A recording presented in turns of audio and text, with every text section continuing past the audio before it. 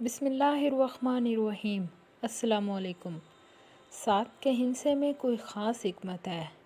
شاید اللہ رب العزت نے سات کے ہندسے میں کوئی خاص حکمت رکھی ہے کہ اللہ رب العزت نے 7 زمینیں، 7 آسمان، 7 ہفتے کے دن، 7 قرآن کریم کی منزلیں، 7 دنیا کے بر اعظم، 7 قوس قزح کے رنگ، 7 چکر طواف کعبہ کے، 7 کنکریاں حج میں شیطان کو مارنا، 7 آیت سورۃ فاتحہ کی اور 7 قسمیں شہید کی جو درج ذیل ہیں۔ اللہ کی راہ میں قتل ہونے کے علاوہ پیٹ کی بیماری میں مرنے والا شہید، ڈوب کر مرنے والا شہید، نمونیے میں مرنے والا شہید، طاعون میں مرنے والا شہید، آگ میں جل کر مرنے والا شہید، کسی چیز کے نیچے دب کر مر جانے والا شہید، جو عورت حمل یا نفاس میں مر جائے وہ شہید، 7 خوش نصیب افراد جنہیں حشر کے دن عرش کا سایہ ملے گا۔ حدیث ہے 7 آدمی ایسے ہیں جنہیں اللہ تعالیٰ قیامت کے دن اپنے عرش کے سائے میں لے گا جس دن اور کوئی سایہ نہ ہوگا۔ نمبر 1 عادل حکمران، نمبر 2 وہ نوجوان جو اپنے رب کی عبادت و محبت میں جوان ہوا ہو، نمبر 3 وہ آدمی جس کا دل مسجد میں اٹکا ہو، نمبر 4 وہ آدمی جو خالص اللہ تعالیٰ کے لیے محبت کرے، دنیاوی کوئی غرض نہ ہو، نمبر 5 وہ شخص جسے حسب و نسب والی خوبصورت عورت برائی کی دعوت دے اور وہ کہے میں اللہ سے ڈرتا ہوں، نمبر 6 جو چھپ کر صدقہ دے حتیٰ کہ بائیں ہاتھ کو بھی خبر نہ ہو جو دیا ہے، نمبر 7 جو تنہائی میں اللہ رب العزت کو یاد کرے اور اس کے آنسو بہہ نکلیں۔ 7 کبیرہ گناہ۔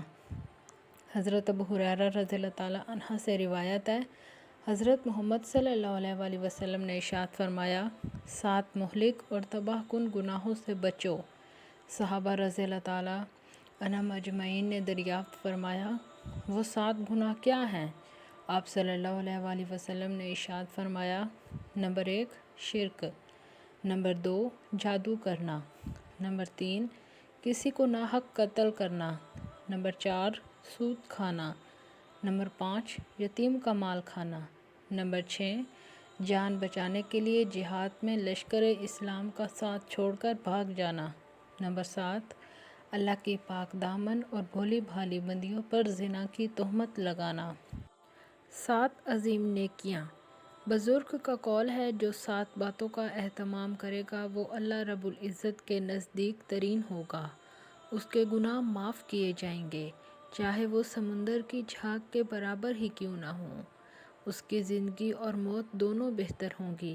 نمبر 1 ہر اچھے کام سے پہلے بسم اللہ الرحمن الرحیم پڑھنا، نمبر 2 ہر اچھے کام سے فارغ ہو کر الحمدللہ کہنا، نمبر 3 فضول باتوں کے بعد استغفر اللہ کہنا، نمبر 4 آئندہ کے لیے کوئی اچھا کام کا ارادہ کرتے وقت انشاءاللہ کہنا، نمبر 5 کسی بھی ناگوار بات پر لا حول ولا قوت الا باللہ پڑھنا، نمبر 6 کسی کی موت یا تکلیف پر ان للہ و انا الیہ راجعون پڑھنا، نمبر 7 ہر وقت کلمہ طیبہ سے زبان کو تر رکھنا یعنی اللہ تعالیٰ کا ذکر کرتے رہنا۔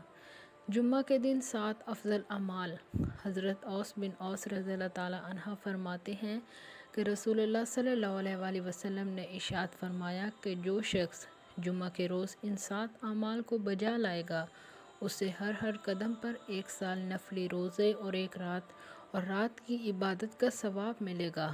وہ 7 اعمال یہ ہیں، نمبر 1 غسل کرنا، نمبر 2 اچھے صاف ستھرے کپڑے پہننا، نمبر 3 جمعہ کے لیے جلدی کرنا، نمبر 5 مسجد کی طرف پیدل جانا، نمبر 5 امام کے قریب یعنی پہلی صف میں بیٹھنا، نمبر 6 خاموشی سے خطبہ سننا، نمبر 7 خطبے کے دوران کوئی فضول بات نہ کرنا۔ ایک موقع پر 7 نصیحتیں۔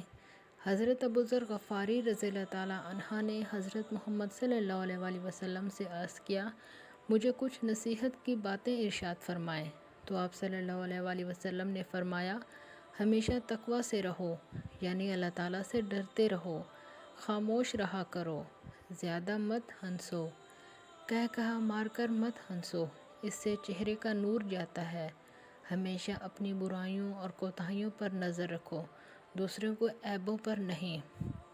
نمبر اللہ تعالیٰ سے اپنے گناہوں کی معافی مانگتے رہو۔ اور سب سے بڑی بات، اللہ رب العزت اپنے بندوں سے 70 ماؤں سے بھی زیادہ پیار کرتا ہے۔